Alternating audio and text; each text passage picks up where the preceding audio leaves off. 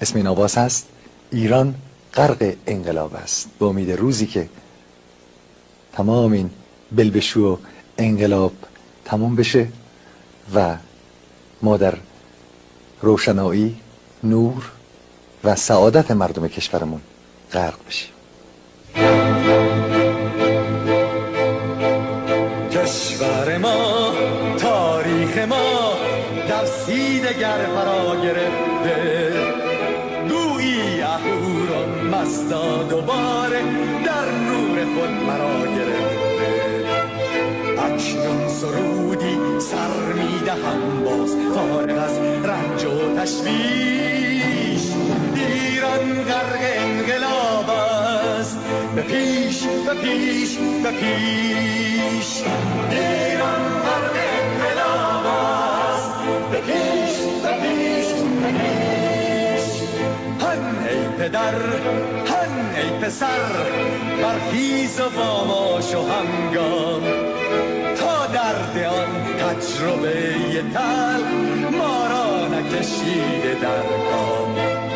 بگذار هر دم ببرند گرگ‌ها در لباس میش، ایران غرق انقلاب است، به پیش به پیش به پیش. ایران غرق انقلاب است، به پیش به پیش به پیش.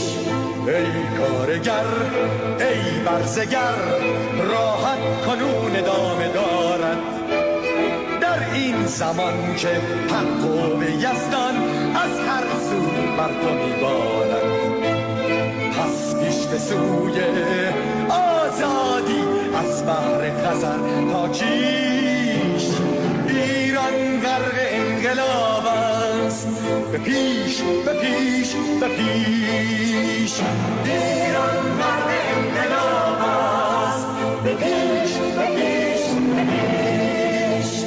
خلق‌ها به پا بهر دفاع از استقلال و آزادی، تا بشکنیم پشت ارتجاع پیریزی ایران آبادی.